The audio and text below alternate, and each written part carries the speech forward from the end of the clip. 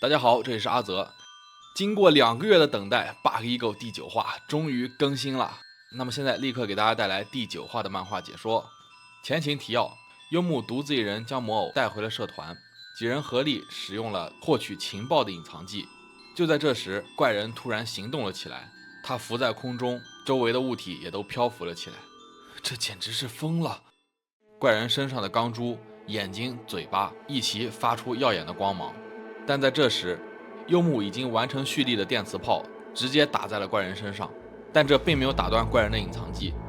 下一秒，3人被死死压在了墙面上。黑糖，幽木！紧接着，魔偶在房间的中心旋转了起来。黑糖，他在干什么？周围漂浮的杂物全部吸附在了魔偶的身上，他的身躯逐渐壮大，怪物旋转着身体朝幽木冲来。就在这时，幽木突然想到了什么。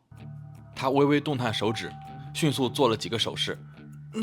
那个手势是疯狂的家伙，看这边，那个手势是可以指令某人按照你所指的方向看一眼的隐藏技，有用。怪物飞快地旋转着身体，而幽木所指的方向则是他旋转的反方向。瞬间，魔偶自己扭断了头颅。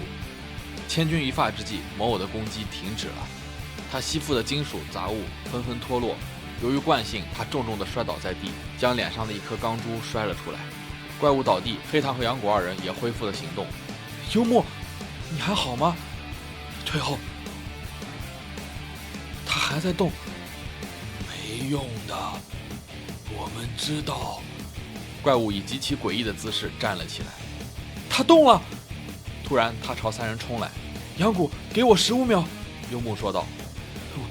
我来阻止他。你们2个快离开房间！杨谷挡在2人身前。我刚觉得我们成了朋友，可恶啊！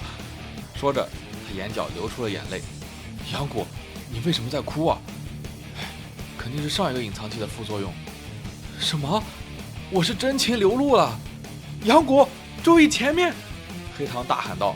当杨谷回过神来，魔偶已经一拳挥至他的面前，但瞬间那只手臂消失了。椅子诱导隐藏技！原来是黑糖使用了隐藏技，转移了怪人的攻击。椅子诱导隐藏技在几秒内会让他的目标锁定在椅子上。首先需要准备一个被捂热的椅子，在某人疯狂攻击时，将椅子挡在他的面前，这时候他就会先对椅子发动攻击。但是作为交换，随后他会变得更加暴力。20、21、22。杨谷扭头看到幽木正在对着空气迅速出拳，完美命中的隐藏技。做这个隐藏技之前，你不能用拳头打过别人，而且出拳不能打到任何东西。在第23、31、41、49、50以及第90次挥拳时，你可以100%击中目标。幽木将电能汇集到手中，准备使用这个完美命中的隐藏技，将魔偶身上的钢珠敲掉，这样应该可以阻止他吧。然而出乎所有人的意料，魔偶居然逃走了。他飞快地穿过了3人，直冲冲地打开了那个绝对不能被打开的门。啊！他跑了！快把门关上！杨谷迅速起身，将门关上。关上门后，几人终于有时间理解现在的情况。幽木喃喃道：“如果我们判断的没错，他不是真人的话，就是有程序在控制。我们必须尽快调查，以防下次袭击。得赶紧去抓他，给他一个下马威，然后设下圈套。”我觉得已经够了，黑糖说道。够什么够？你就像杨谷一样，你没觉得吗？黑糖说。我和他一样。哼，那可真是太令人尴尬了。我和他不一样，我正在努力解决问题。我的意思是，隐藏器正在吞噬你，黑糖说，而你则任由他们吞噬。你这么主动的使用隐藏技，可能比杨谷情况还要糟糕。照这样下去，隐藏技会掌控你的生命。如果隐藏技没有消失，那可能你会先没命的。不好意思啊，我觉得你们才是没有弄清情况。幽木不屑地说道。我是在从理性的角度思考，现在他们已经知道我们了。我们放跑他，你觉得会发生什么事情？你想过吗？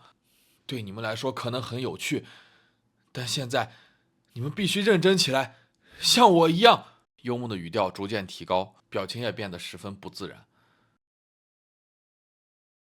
我说完了。反正无论如何，规则是我们不能从那扇门出去，所以我们不能去追他。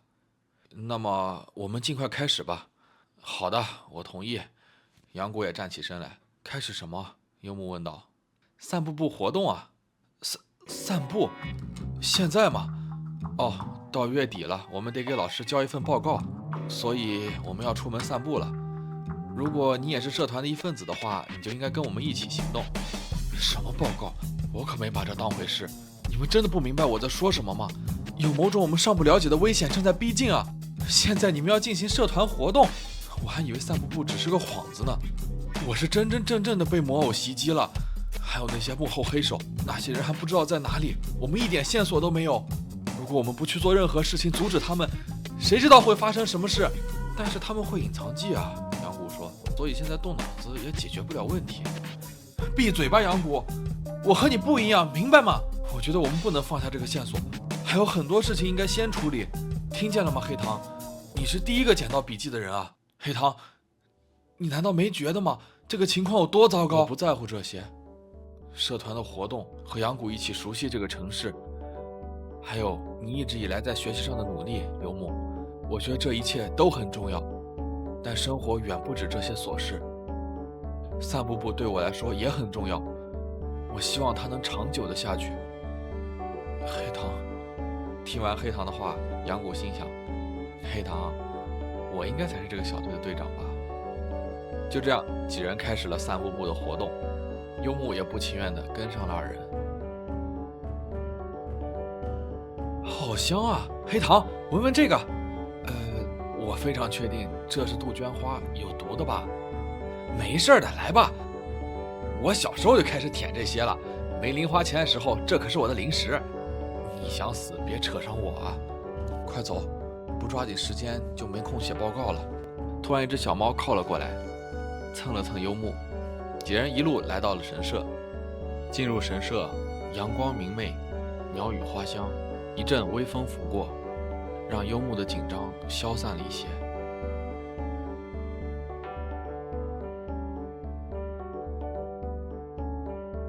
杨谷和黑糖已经来到了河边，坐了下来。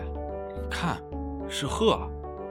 那不是鹤，那是一只……你说什么？是鹿，一只灰鹿。幽木在二人身后说道：“它来自其他的国家。”哦，对。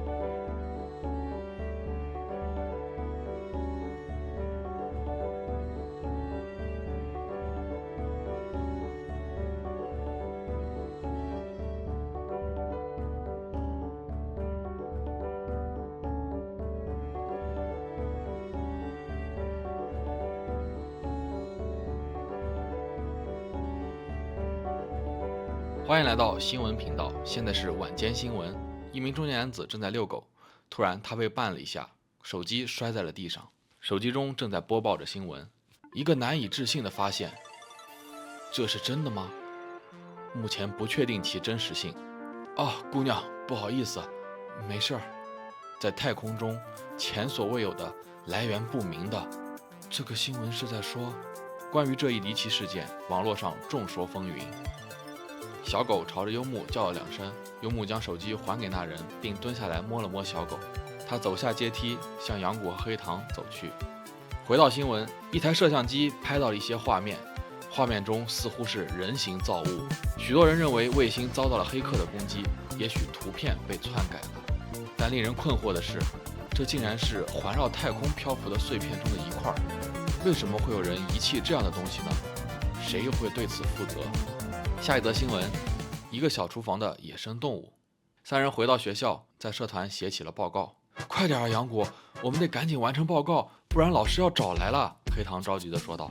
我知道，冷静。杨谷随手将手中的饮料罐扔进了垃圾桶中。写报告可是我的专长，看我在30秒内写完。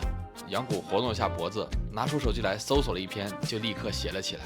幽木和黑糖都露出了震惊的表情。看到了吗？在你们眨眼之前，我就写完了。杨谷一口气抄完了报告。我特别擅长写那些没有实质性的东西了，兄弟们，没什么大不了的。不是了，你的背后啊，那些垃圾是什么情况？杨谷扭头，背后垃圾桶将周围的碎屑吸了进去，然后翻倒在地。几人走上前，听到了其中有什么响动。只见从垃圾桶中走出了一个由废品组装起来的小人偶，这到底是怎么一回事？bug 第9话完。